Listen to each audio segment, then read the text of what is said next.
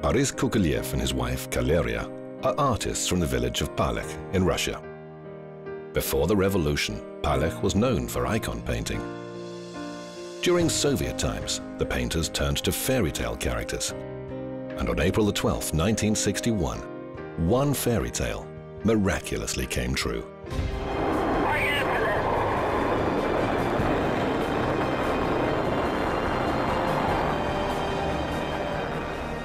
Well, imagine the first human to travel into space. It's such a breakthrough going there. It's huge. The excitement was immeasurable. The artists knew intuitively that a new hero had emerged, worthy of being immortalized by the latest of many generations of painters. The hero who descended from the sky was a simple carpenter's son, Yuri Gagarin.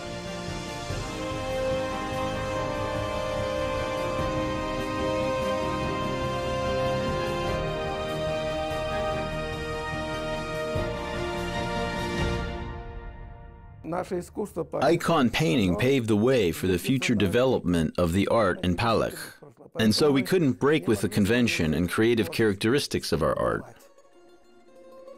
This comes from the heart, you know. I've never even seen him in person. For me, this is the image of a hero. If Yuri Gagarin had known that the artists in Palekh were creating a series of paintings depicting him with almost biblical illustrations, it's highly likely he would not have approved. The first human flight into space was seen as a triumph of science. Gagarin himself often said that spaceflight was no miracle, but a direct result of hard work by thousands of people, researchers, engineers, and developers. He was simply lucky to have been chosen from 12 other worthy candidates. In his own story, though, there is no shortage of miracles, prophecies, and eureka moments. He was being awarded some accolade. There was a reception being held for the occasion. And suddenly he says, "Ladies and gentlemen." At that time in the 60s, we didn't have gentlemen, and we didn't have ladies. We just had citizens, or at the most, we had men and women. And anyway, I know where he comes from. I know the village of Klushina. I know that place. He was born to an ordinary family, in a small house, in a remote village.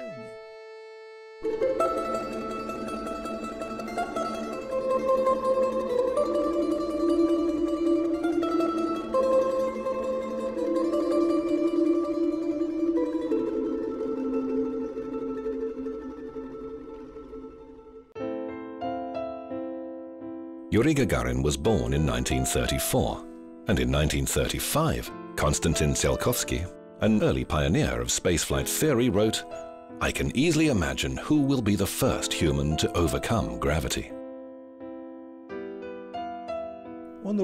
He's Russian. He's a citizen of the Soviet Union, most probably a pilot by profession. I can imagine his honest Russian face, his sharp blue eyes.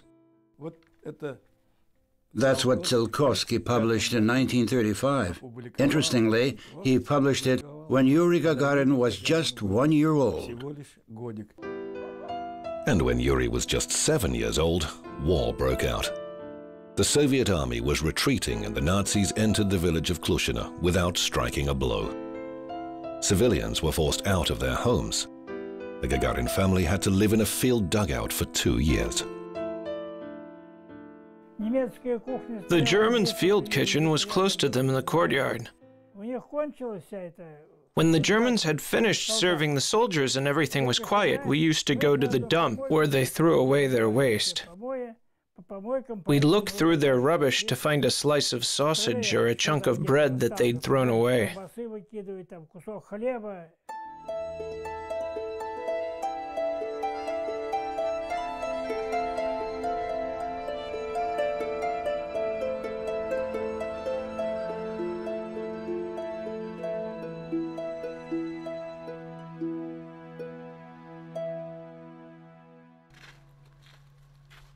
According to Yevgeny Derbenkov, the villagers were terrified of aeroplanes. And Yuri Gagarin, the friend who shared his hungry childhood, never even dreamed of flying. One day, though, curiosity proved stronger than fear. He runs up to me and says, "Evgeny, let's go. A plane's landed in the bushes." It had come down in bogland, broken. I get there and Yuri's already inside. I'll never forget what he said. "What took you so long? I'm already flying." That was long before his first real flight. In 1945, after war ended, the family left their village for the town of Gzhatsk, a small town in the Smolensk region that's known today as Gagarin. When in 1946 or 47, Yuri and his brother were going home from school, they encountered wolves in the central square. There's a statue of Gagarin there now. So can you imagine how devastated these lands must have been for wolves to come into town? Young boys who lived through the war feared neither wolves nor death. The 12-year-old Yuri Gagarin's favorite game was an unusual variety of dare. He'd take a grenade and he'd pull the pin. It would blow up after 10 seconds and he'd count 1, 2, 3, 4, 5, 6 and then throw it straight up. It would go off in the air like thunder and lightning. Girls liked him. They liked him a lot. They chased after him trying to find the right approach. He was handsome, athletic, a boxer, and played the trumpet. He was the first trumpet player in the orchestra. I used to go to his house and cry, "Give me the trumpet, please, I want to try." Eventually I did get one and became the second trumpet player. With all that going for him, why did model student Yuri Gagarin suddenly drop out of school at 15, leave home, and join a trade school? It may seem hard to understand today, but those who remember the post-war years consider this strange decision quite reasonable. How could we just sponge off our parents? We lived very modestly. One could even say poorly. That's why there were so many people who studied so they could start working. There was no use for reading books or scribbled writing. Foundry work wasn't really Gagarin's chosen occupation. It was the only trade available to teenagers with just 6 years of school behind them. At first, Yuri envied the turners and locksmiths, but eventually he became accustomed to blazing heat and molten metal. So much so that 10 years later, as his rocket caught fire while re-entering Earth's atmosphere, Gagarin would calmly say to his colleagues, "I'm burning up. Goodbye, comrades." He never talked about whether the experience was frightening or not. He just said that when he had been descending and had seen fire through the porthole, it had been a bit scary. "I'm burning up now. This is the end," he thought. Of course, the world's first cosmonaut didn't burn up, and didn't even go mad as psychiatrists had feared. Strangely though, after that iconic orbital flight, he landed on the site where he had taken off for the very first time. And he says, "I know this place. I used to fly here. It's the Saratov Flying Club." He had studied there. He knew all these fields. It's thought that Gagarin joined the flying club while still a third-year student at the Industrial Technical School for no better reason than because being a pilot at the time was seen as cool. Obviously, we were eager to demonstrate that we would start a career in aviation in no time. Then Yuri suggests that we go to a military shop to buy pilot's caps. We went to a dance party, and he had a pretty girl called Ina. She liked him, and he was totally in love with her. Her parents found out about it. They lived in a posh house here. Her father was on the regional party's committee, and he said to her, "Ina, you see, yes, Yuri Gagarin is an A student, but when he graduates from technical school, what are his prospects? He could well become a foreman, but nothing more senior." Despite the smile in every photograph from that time, his friends knew that not everything was going well for Yuri.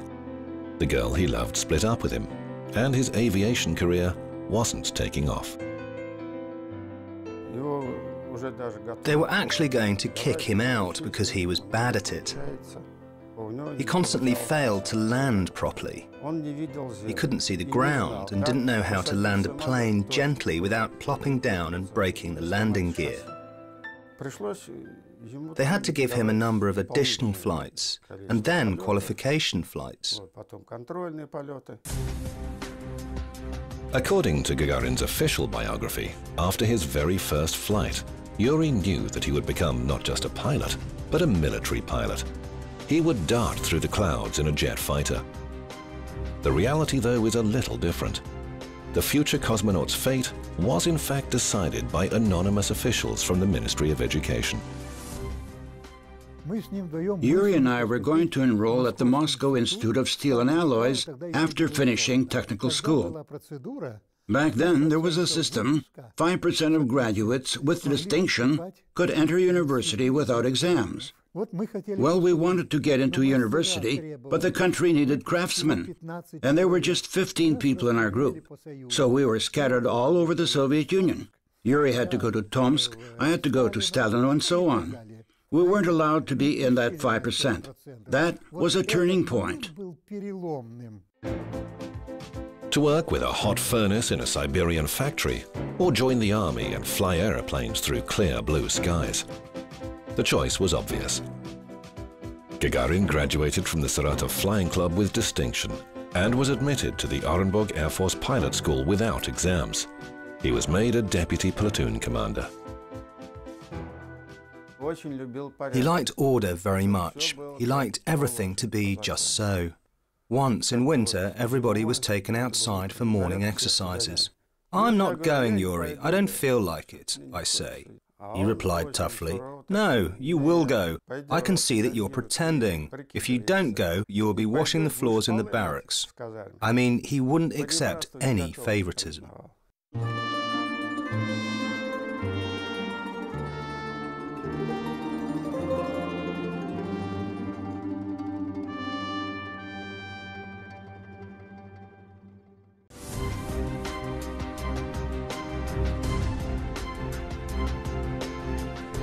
The Gagarin smile. It's hard to imagine that the first ever cosmonaut could be strict. It's even harder to believe that there were people who hated him. Nevertheless, 4 years prior to the flight, his fellow students at the pilot school thought he needed a lesson. The guys there liked to go absent without leave. And he, being deputy commander, started warning them.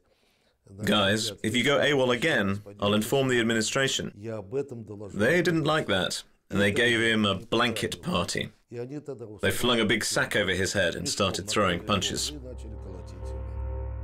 3 of the trainees who'd assaulted Gagarin were expelled, but he later confessed to his friends that he had deserved the treatment. He said, "Victor, you know I was young, and I shouldn't have raised the issue with the guys. I should have just pretended not to notice. But you know, I just couldn't do it that way." This footage was taken in 1962 in Japan, a year after the landing. By then, Gagarin had no enemies. The whole planet seemed to adore him, and millions of women were jealous of one modest and bespectacled brunette, his wife Valentina. But why her? Many people wanted to know how she had captured the handsome hero's heart. The answer is simple. When they first met on a dance floor in Orenburg, Valentina rejected the attentions of trainee pilot Gagarin. She was the one who didn't fall for him. Gagarin, though, refused to give up. The more difficult and inaccessible the goal, the more driven and motivated he was to achieve it.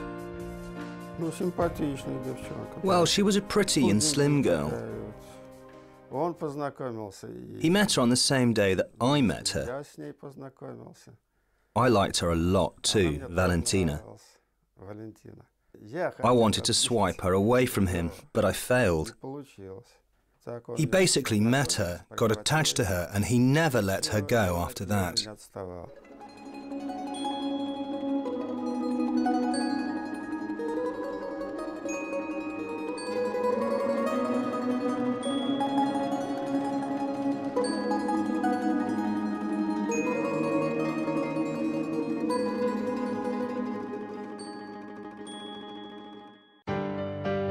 Valentina married a pilot, but Gagarin only ever worked as a pilot for 2 years.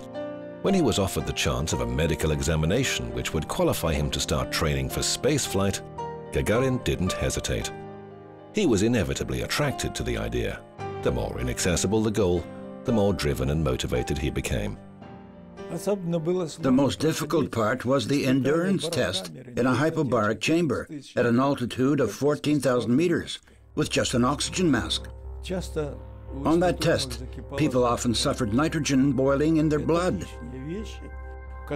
Things like that are unnecessary and often sift out a lot of talented guys and harm their health. That's why we were outraged. That outrage, by the way, was initiated by Yuri. And I remember when the head doctor found out about it, he spoke to Gagarin and warned him, "I'll expel you." There was this fellow, Dr. Yazdowski, who said, "You know the difference between you and the dogs? They're silent, and all you do is bark." In the history of space exploration, there were 2 famous dogs that survived and returned to Earth alive. Their names are legendary, Belka and Strelka. But there was also Laika, sent into orbit in a satellite capsule with no chance of survival. There were Lisichka and Chaika, who died after their rocket exploded on the launch pad. Every member of the first group of cosmonauts was aware that the same could happen to them. Their chances of survival were slim. But in spite of the risk, everyone wanted to be the first.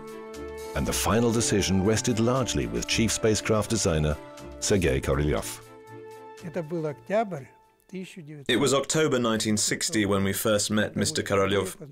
He spoke to Gagarin first and asked where he lived, where he served, and about his family. Then he went through the rest from A to Z. There was Anikiev, Bykovsky, Valinov. So at that very moment after we left, I said, "He's the first candidate."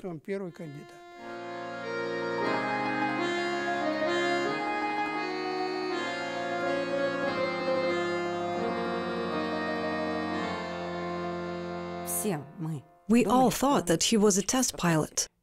But on April 12, when we found out that he was in fact in cosmonaut training, it was like a thunderbolt. We had never even suspected it.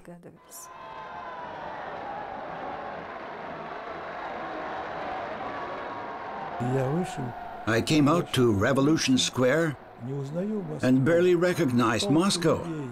Crowds of people were crying, hugging each other and laughing. I asked, "What's happened? Are you from another planet?" "It's Gagarin. Gagarin went into space."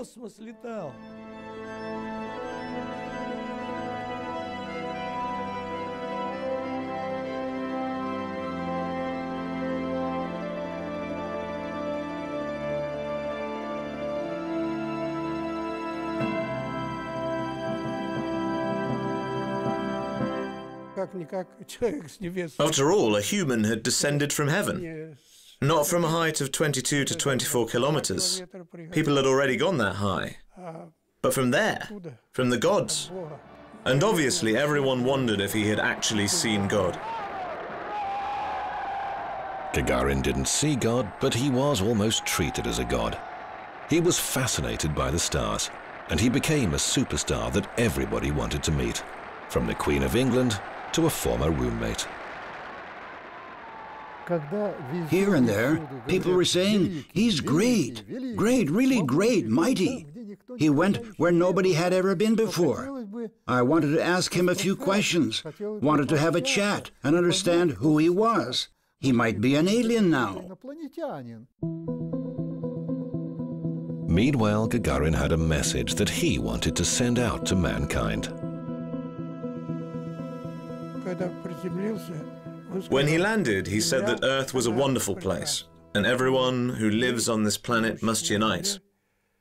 All together. And I emphasize that. Unite. Come together to take care of it. The message was for mankind, but it was heard by ordinary people whose priorities were more down to earth. They asked for an autograph, a smile, or for help to feed livestock. My cattle needed a bit of support. I had nothing to feed them. I said, "What about some feed? Can you request that from the government?" And he could get it. He used to get hold of bicycles and, excuse me for saying this, toilets for building sites, because the city had been neglected. He arranged proper drainage for the city. All the streets were dug up. В родной город Гжатск приехал Юрий Гагарин. Everyone had plenty of questions for him. I mean, we constantly had visitors. When he came over, our house was always full of guests. Some needed help with rent, others needed assistance getting into hospital. He could come here and barely manage to talk to anybody. When he got a call from Moscow, he immediately went back there. After the flight, he belonged neither to himself nor to his family. I mean, not his wife and kids, and not us. Сейчас, правда, приходится мне очень много работать. И если до выполнения, до совершения космического полета был строго определен распорядок дня, то сейчас часто получается, что этот распорядок дня получается очень растянутым. Приходится в сутки работать не по 7, не по 8 часов, а по 12, по 15 и больше. In this rare footage, the cosmonaut is seen with his wife and 2 daughters. It seems the very image of a peaceful and harmonious life. But they're not alone. A documentary crew is filming for a historical record. He didn't need it. The country did. He was a sort of symbol. They'd bring him along to meet this person, to go there or somewhere else. He was exhausted. That's what he said. Мои самые большие планы, самые заветные мечта — это еще раз, если позволит и здоровье, и, так сказать, мои способности, деловые качества, и не раз побывать в космическом пространстве, слетать туда, посмотреть побольше, слетать на другие планеты. Но я, конечно, понимаю, что до тех пор, пока мои друзья туда не слетают, меня не пустят. Но когда подойдет моя очередь, очевидно, я с большим удовольствием слетаю еще раз. He liked to live it up, you know. When he visited his parents in Gazhatsk, he drove a Renault. He raced in this car like crazy. I went with him once and never did it again. He needed to reduce his stress because he had so much responsibility, and maybe the kind of pressure that can make you go crazy. He was only indignant and maybe dissatisfied because he wasn't allowed to fly. They basically put limits on him, and he always asked to take a flight. Can I fly a MiG-15? Anything. I just want to fly, all the time. Yes, he used to say, they won't let me fly, they're protecting me. On the 27th of March 1968, on a routine training flight in a regular fighter jet, along with Vladimir Seryogin, an experienced flight instructor, Yuri Gagarin, the world's first ever cosmonaut, despite those attempts to protect him, died.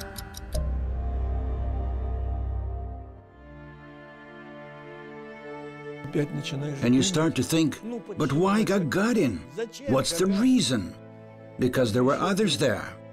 At that time, I was parachute jumping there too. Why has something not happened to us, but happened to him, of all people? What a ridiculous turn of events. That was wrong. It was wrong.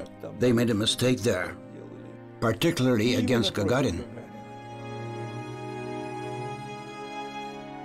Not long before that fatal day, 33-year-old Yuri Gagarin said, "It seems that I will never die."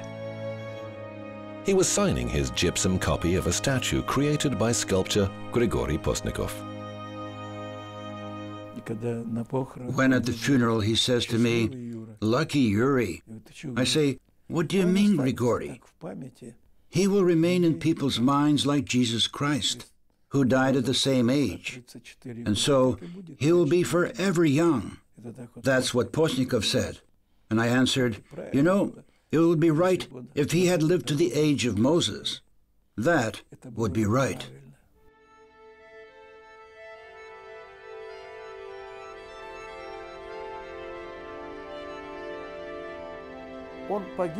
He died, but for us, he is still alive. We have depicted him not on a spaceship, but on a Russian troika. He's driving this troika. We were inspired by the Song of the Falcon. There is a line that goes, "You died, but you will always be the shining symbol, proudly calling for light and freedom."